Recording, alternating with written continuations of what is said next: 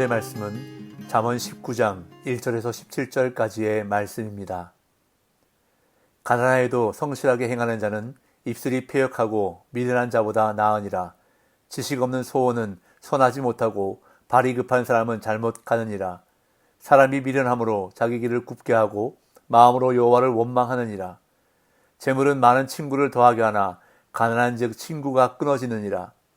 거짓 증인은 벌을 면하지 못할 것이요 거짓말을 하는 자도 피하지 못하리라.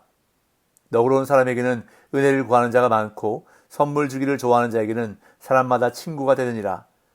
가난한 자는 그의 형제들에게도 미움을 받거든 하물며 친구야 그를 멀리하지 아니하겠느냐. 따라가며 말하려 할지라도 그들이 없어졌으리라. 지혜를 얻는 자는 자기 영혼을 사랑하고 명철을 지키는 자는 복을 얻느니라. 거짓 증인은 벌을 면하지 못할 것이요 거짓말을 뱉는 자는 망할 것이니라. 미련한 자가 사치하는 것이 적당하지 못하거든 하물며 종이 방백을 다스림이랴. 노하기를 더디하는 것이 사람의 슬기요 허물을 용서하는 것이 자기의 영광이니라. 왕의 노함은 사자의 부르짖음 같고 그의 은택은 풀이의 이슬 같으니라. 미련한 아들은 그의 아비의 재앙이요 다투는 아내는 이어 떨어지는 물방울이니라. 집과 재물은 조상에게서 상속하거니와 슬기로운 아내는 여호와께로서 말미암느니라. 게으름이 사람으로 깊이 잠들게 하나니 태만한 사람은 줄일 것이니라. 계명을 지키는 자는 자기의 영혼을 지키거니와 자기의 행실을 삼가지 아니하는 자는 죽으리라. 가난한 자를 불쌍히 여기는 것은 여호와께 꾸어 드리는 것이니 그의 선행을 그에게 갚아 주시리라. 아멘. 오늘 본문은 가난과 재물 그리고 말과 분노와 같은 잠언의 대표적인 주제들을 지혜로운 자와 미련한 자의 대조 가운데 다루고 있습니다. 본문에서 가장 많이 나타나는 잠언은 가난과 재물을 주제로 하는 사회 정의에 관한 잠언입니다. 특히 거짓 증인에 대한 잠언은 5절과 9절에 거의 동일하게 반복되면서 거짓 증인의 위험성을 강조하고 있습니다.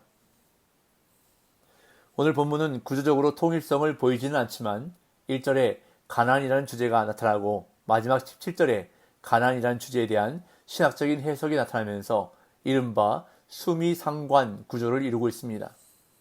저자는 1절을 비교 잠언으로 시작하는데 가난하여도 성실하게 행하는 자가 입술이 패역한 자보다 낫다고 말하므로 본문을 시작하고 있습니다.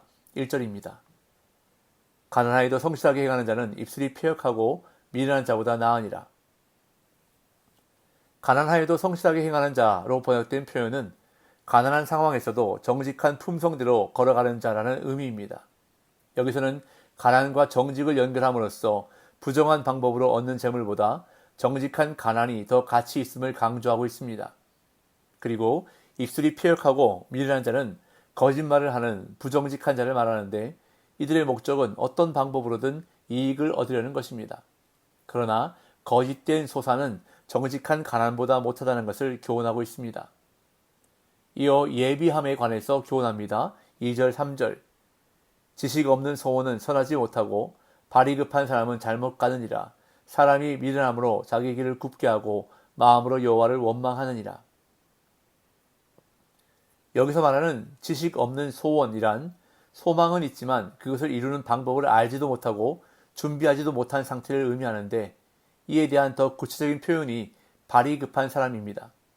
가야 할 방향과 상태를 살피지 못한 채 준비되지 않은 상태로 급하게 내딛는 걸음은 언제나 잘못된 길로 나아가게 되는데 그러고 나서 마음으로 여호와를 원망하는 미련한 모습을 보인다는 것입니다.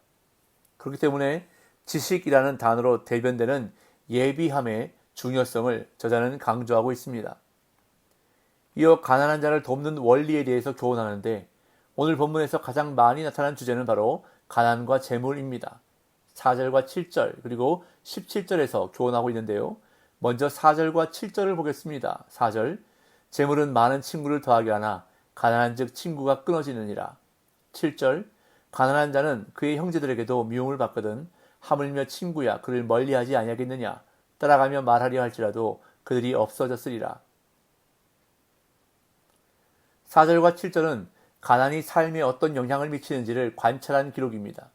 많은 재물은 친구가 많아지게 하지만 재물이 사라지면 그 친구들도 떠난다고 4절을 말합니다.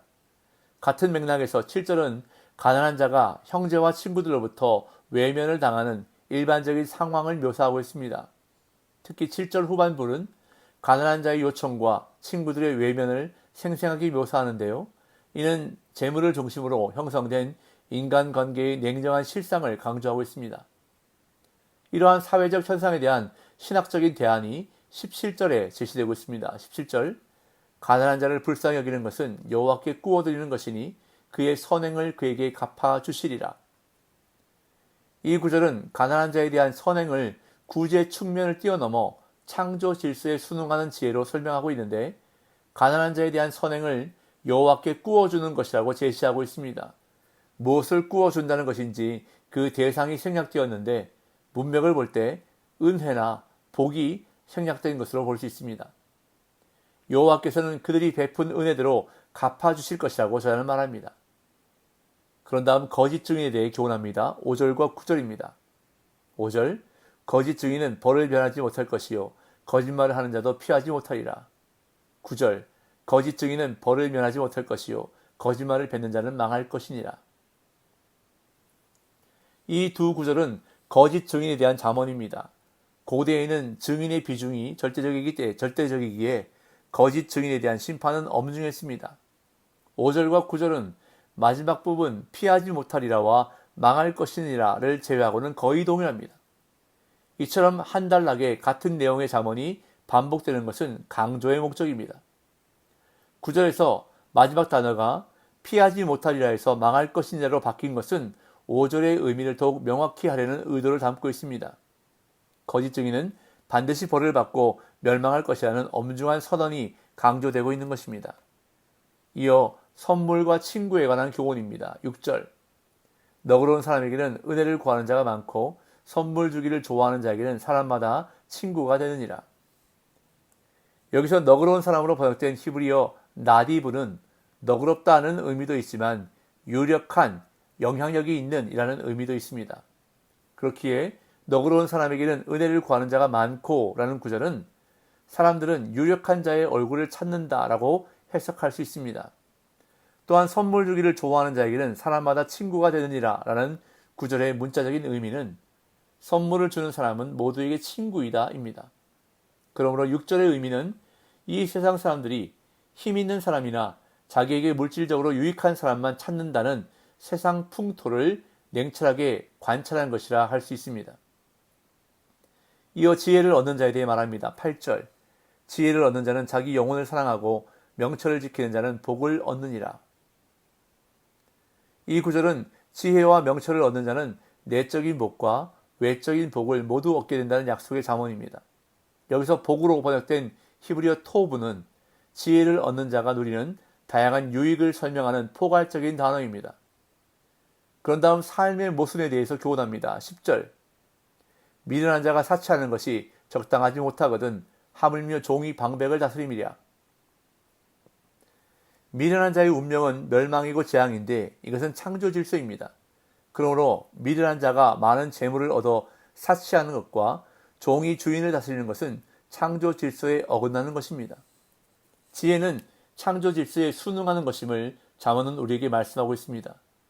때로는 창조 질서에 맞지 않는 일이 일어나기도 하지만 궁극적으로는 하나님이 세우신 창조 질서대로 모든 일이 진행된다는 것을 잠언은 교훈하고 있습니다.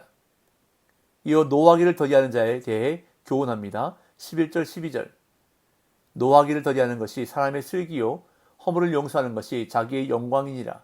왕의 노함은 사자의 부르짖음 같고 그의 은택은 풀이의 이슬 같으니라. 11절은 지혜로운 삶의 한 가지 예로 노하기를 더디하는 것을 제시합니다. 타인의 허물을 용서하는 것도 지혜인데 저자는 용서가 타인을 위한 것이 아니라 용서하는 자기 자신을 위한 것이라는 관점에서 용서하는 것이 자기의 영광이라고 말합니다. 그런 다음 12절은 왕의 노함의 엄중함과 의대의 중요성을 강조합니다. 풀이의 이슬은 비가 거의 오지 않는 지역에서 생명을 유지하는 데 꼭 필요한 것인데 왕의 은총이 백성의 생명을 유지하는 길임을 강조하기 위해 비유적으로 사용된 표현입니다. 그렇기에 왕의 진노를 피하고 은총을 얻기 위해 노력해야 함을 교훈합니다. 그런 다음 미련한 가족에 대해 교훈합니다. 13절 14절 미련한 아들은 그의 아비의 재앙이요 다투는 아내는 이어떨어지는 물방울이니라. 집과 재물은 조상에게서 성석하거니와 슬기로운 아내는 여호와께로서 말미암느니라. 미련한 아들이 부모에게 근심과 고통을 주는 것처럼 다투는 아내는 남편에게 지속적으로 떨어져 내리는 물방울과 같다고 말하는데, 이러한 물방울은 결국 집을 무너뜨리게 됩니다. 그렇기에 슬기로운 아내는 여호와께서 주신 것이라고 말하며 지혜 있는 여인의 가치를 높이며 교훈합니다. 그런 다음 게으른 자의 운명에 대해서 교훈합니다. 15절 16절. 게으름이 사람으로 깊이 잠들게 하나니 태만한 사람은 줄일 것이니라. 계명을 지키는 자는 자기의 영혼을 지키거니와 자기의 행실을 삼가지 아니하는 자는 죽으리라. 잠자기를 좋아하고 주어진 일에 최선을 다하지 않는 태만한 자는 재물이 줄어들어 결국 먹을 것도 없는 상태에 이르게 되는데, 16절은 이러한 게으름의 태도를 계명을 지키지 않는 것으로 해석합니다. 계명을 지키는 자는 자신의 생명을 지키는 반면에 게으른 자, 자신의 행실을 절제하지 않는 자는 결국 죽게 될 것이라고 경고하며 교훈하고 있습니다. 인생을 살아가면서 속도보다 중요한 것은 방향이고 결과보다 중요한 것은 과정입니다. 오늘 본문은 가난하여도 성실하게 행하는 자에 대해서 언급합니다. 세상은 이러한 사람들을 미련하다고 능력이 없다고 평가합니다. 그러나 성경은 어떠한 상황이든 성실한 태도를 잃지 않는 것이 중요하다고 말씀합니다. 하나님이 보시는 평가는 성실입니다. 늘 묵묵히 그 자리를 지키며 한결같이 최선을 다하는 삶이 바로 성실한 삶입니다. 오늘도 하나님 앞에서 성실하게 살아감으로 하나님이 주시는 은혜를 누리는 복된 날 되시기를 예수님의 이름으로 축복합니다.